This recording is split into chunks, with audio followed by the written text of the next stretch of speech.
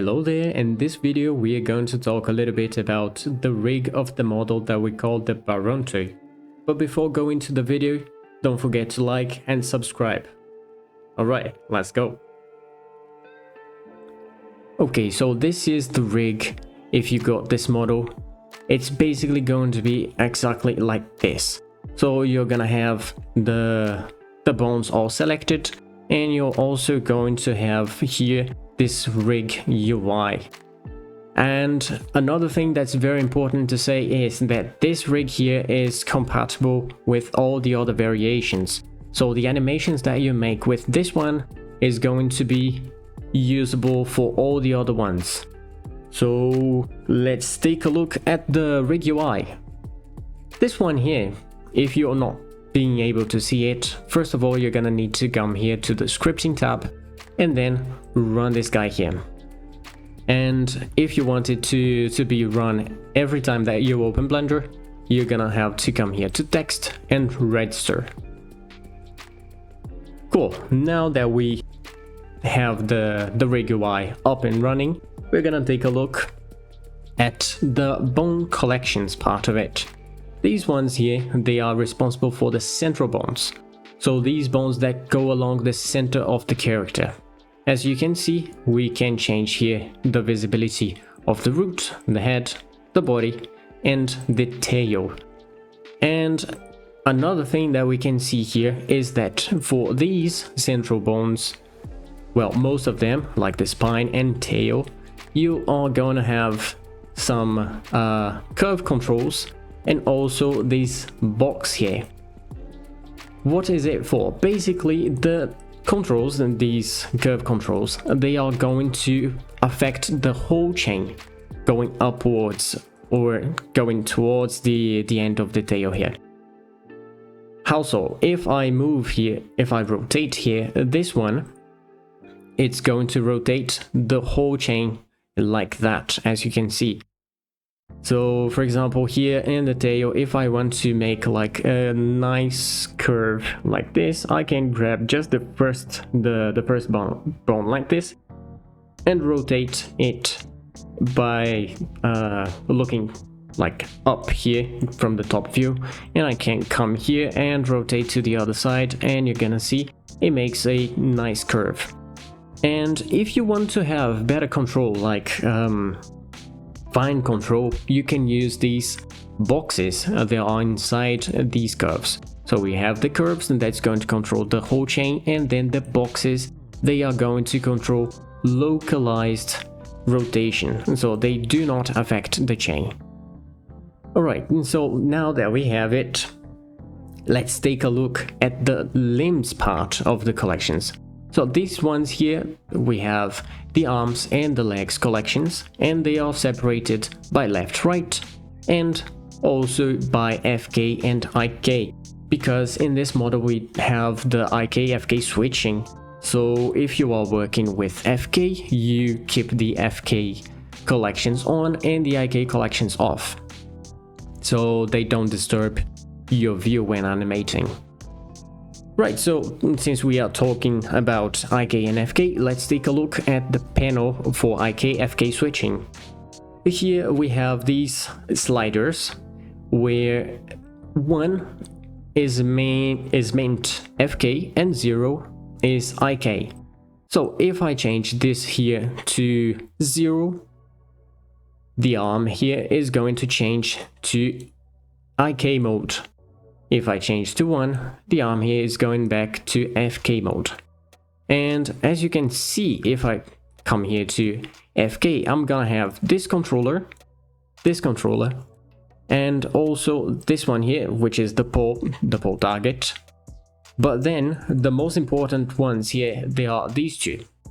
This one here is responsible for moving the IK chain, and it's not able to rotate nor scale. If you want to rotate or scale, you can use this one here that is responsible for the hand. Why? Because this one is aligned with the world, and this one here is aligned with the bone. So this way is going to make things a little bit easier to be changed in the graph editor, for example. And for FK, it's pretty straightforward. We can select the bones and change them one by one like that. Alright, for the legs, we have the FK just like the arm, so it's straightforward like that, nothing really fancy. And for IK, we have here this controller, which is the IK target, let's say. And then we also have here the pole target. And last but not least, the circle here. So these circles, they are responsible for the foot roll. So if I rotate it, we can see that the foot is moving. So let me toggle the overlays here so we can see this, how it actually works. So that's basically it. And so rotating that, we can see how the foot roll works. And another thing that you might have noticed is when we change from IK to FK here, there is some changes in collection visibility, and that is because this rig UI here has an automatic collection visibility change based on the value of the IK and FK switch here. So since one is FK, here we are on the arm switch. Since one is FK, we want to see the FK collections. And since 0 is IK, we want to see the IK collections. And as I change this here to 0, for example, it changes here to IK. And if you by any chance want to see all the bones at the same time, you can always come here to the bone collection and have them all visible at the same time. And if you want to make it be updated again, just do a quick change here and it's going to update. Alright, so now we are going to take a look at the isolate rotation part of this rig. This one here is a little bit easier to see if we set everything here to FK. So I'm gonna grab this guy and then I'm going to bring it up and rotate. So let me see, I'm gonna actually rotate it like this. So you can see it makes some weird movements, but it's fine. This one here, as you can see, the arms, they are keeping their original orientation. And the same is happening for the legs, the tail, the neck and the head. So this is basically what this isolate rotation thing here does. 0 means that it's not going to follow the body rotation, and 1 means that it's actually going to follow the body rotation. So if we change this here to 1, as you can see, it is following here the body, the chest rotation, and the same for the legs. If I change this and this one and the tail, and here the neck, and at last the head.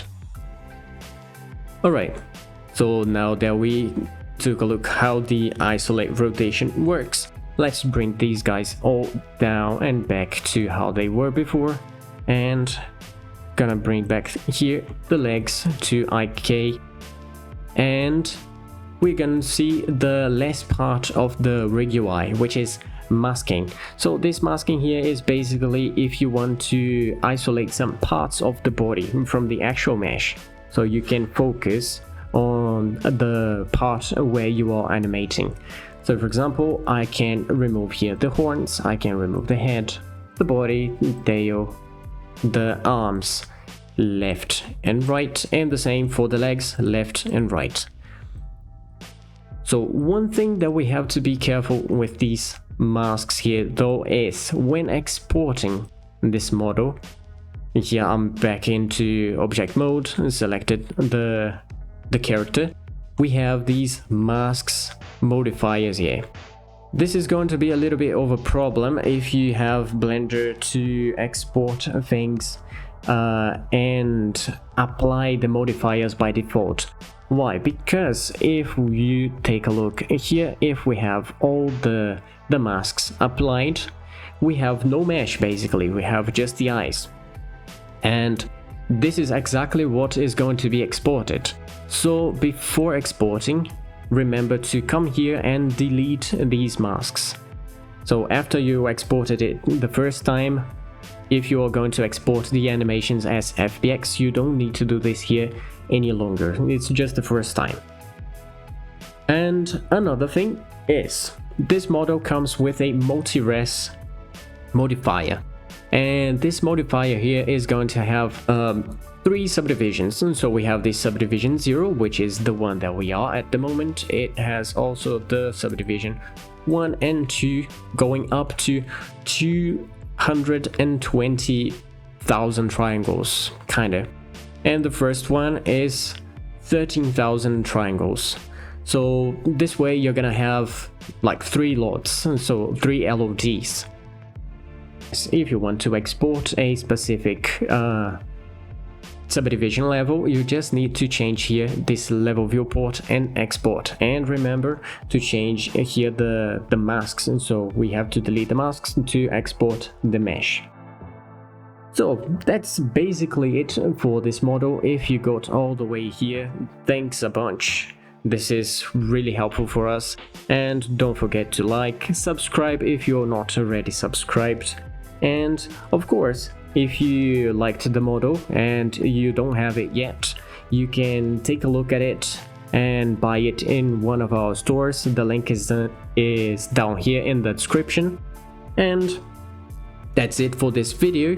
Now we are going to leave you with a show reel of all the 4 variations that we have. So I'll see you in the next one. Bye.